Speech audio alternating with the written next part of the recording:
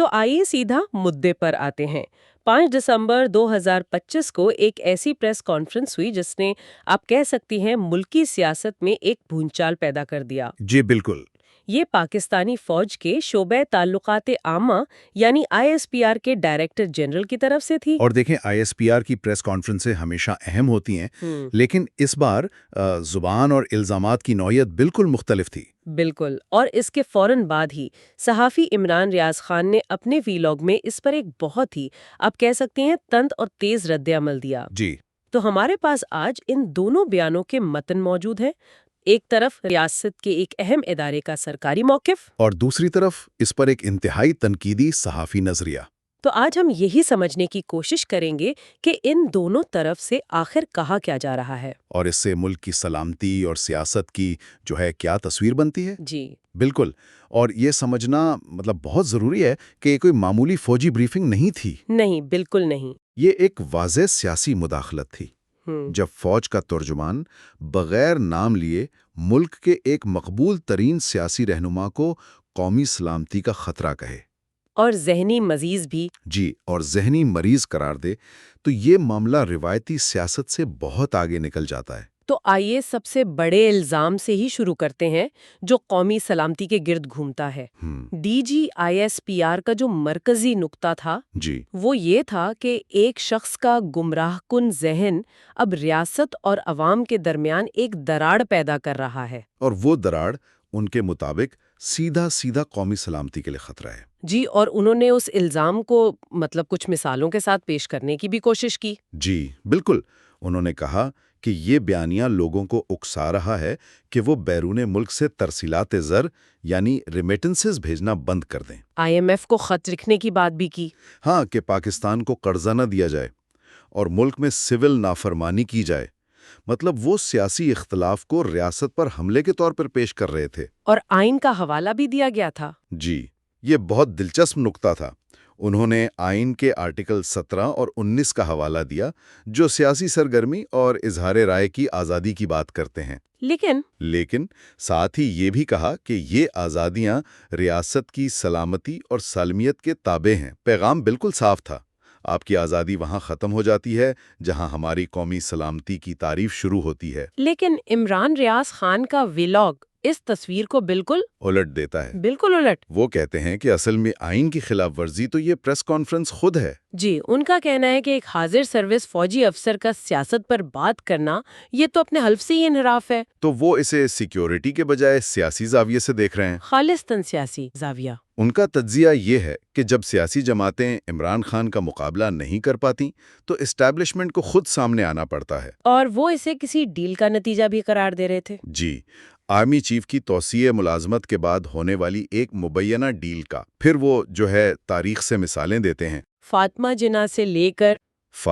से लेकर नवाज शरीफ तक, कि एस्टैब्लिशमेंट के मुखालिफिन पर गद्दार और सिक्योरिटी थ्रेट का लेबल लगाना एक आजमूदा हरबा रहा है। तो उनके मुताबिक ये कोई नई बात नहीं, बस किरदार बदल गए हैं। बिल्कुल, बस किरदार और जमाना बदल गया है। ये वाकई एक बहुत अहम नुक्ता है। लेकिन क्या इस बार कोई फर्क है?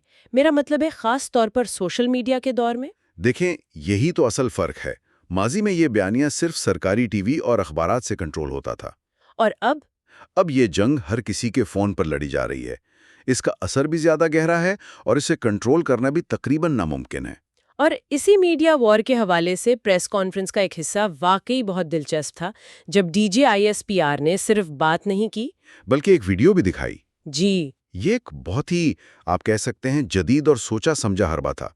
इस वीडियो में एक फ्लो चार्ट की तरह दिखाया गया कि कैसे एक ट्वीट या बयान पहले एक सियासी जमात के सोशल मीडिया अकाउंट से शुरू होता है। जी, फिर इसे भारतीय सोशल मीडिया हैंगल उठाते हैं, वहां से वो अफगानी मीडिया में जाता है और आखिरकार आलमी मीडिया तक पहुंच जाता है। और इसके पीछे पैगाम क्या था? पैगाम ये था कि ये सब कुछ इत्तेफाकिया नहीं है। उन्होंने एक मुहावरा इस्तेमाल किया, नो फ्री लंच, यानी मुफ्त का खाना नहीं मिलता। मतलब ये कि अगर पाकिस्तान के दुश्मन इस बयानिए को हवा दे रहे हैं तो यकीनन इनका भी फायदा है। बिल्कुल, ये एक मुनज़्ज़म गुटजोड़ है। तो वो एक तरह से ये कह रहे थे कि एक अंदरूनी सियासी बयानिए और बैरूनी दुश्मनों के मकासद में कोई फर्क नहीं रहा। बिल्कुल, اور انہوں نے خاص طور پر بھارتی چینلز کا ذکر کیا جو ان کے مطابق اس بیانیے کو گھنٹوں چلاتے ہیں۔ اچھا، ان کا پوائنٹ یہ تھا کہ اگر آپ کا دشمن آپ کی باتوں پر تالیاں بجا رہا ہے تو آپ کو سوچنا چاہیے کہ آپ کس کی طرف سے کھیل رہے ہیں۔ دوسری طرف عمران ریاض خان اس دلی سے بیانیہ والے الزام کو ظاہر ہے مکمل طور پر مسترد کرتے ہیں۔ مسترد ہی نہیں کرتے بلکہ اسے اسٹیبلشمنٹ کا وہی پرانا کارڈ کہتے ہیں جو وہ ہر مخالف کے خلاف استعمال کرتے ہیں۔ اور انہوں نے اس کا کوئی جواب بھی دیا تھا؟ جی، انہوں نے ایک جوابی حملہ کیا۔ وہ بھارت کے ساتھ حالیہ جنگ کا ایک واقعہ یاد دلاتے ہیں اور دعویٰ کرتے ہیں کہ جب بھارت نے حملہ کیا تو اس وقت کے وزیر اعظم عمران خان اور فضائیہ سخت جواب دینے پر بضد تھے، جبکہ ان کے مطابق اس وقت کی فوجی قیادت ہچکچاہٹ کا شکار تھی اور مذاکرات کی طرف مائل تھی۔ اچھا، تو یہ DGISPR کے اس دعوے کی براہ راست نفی ہے کہ وہ شخص مذاکرات کے لیے چل پڑتا؟ بالکل، وہ ایک طرح سے حب الوطنی کا پانسا ہی پلٹ دیتے ہیں اور کہتے ہیں کہ اصل میں سخت موقف تو ہم نے لیا تھا۔ یہ صرف الزامات کی نوعیت نہیں تھی جس نے سب کو چونکایا، بلکہ جس انداز اور زبان میں یہ الزامات لگائے گئے وہ بھی بے مثال تھی۔ جی، زبان کا استعمال اس پریس کانفرنس کا شاید سب سے متنازع پہلو تھا۔ ایک سیاسی رہنما کے لیے ذہنی مریض جیسے الفاظ، خود پسند یعنی نارسسسٹ اور گمراہ۔ جی، ان الفاظ کا استعمال انتہائی غیر معمولی ہے۔ اور پھر جب خیبر پختونخوا کے وزیر اعلیٰ کے ایک بیان پر سوال ہوا تو جواب آیا کہ کتا بھونک رہا ہوتا ہے تو زیادہ پریشان ہونے کی ضرورت نہیں ہوتی۔ جی، یہ ایسی زبان ہے جو عام طور پر سیاسی جلسوں میں تو سنی جاتی ہے، لیکن ایک سرکاری ادارے کے ترجمان سے ناقابل تصور لگتی ہے۔ بالکل۔ ISPR نے اس سخت زبان کا کوئی جواز پیش کیا تھا؟ ان کا جواز یہ تھا کہ جب ہم پر حملہ ہوگا تو جواب بھی ویسا ہی آئے گا۔ انہوں نے کہا کہ وہ شخص فوج سے ملنے والوں کو غدار کہتا ہے۔ شیخ مجیب الرحمان سے تشبیہ دینے کی بات بھی کی۔ جی، اور 9 مئی جیسے واقعات کا ذمہ دار ہے جب فوجی تنصیبات پر حملے ہوئے۔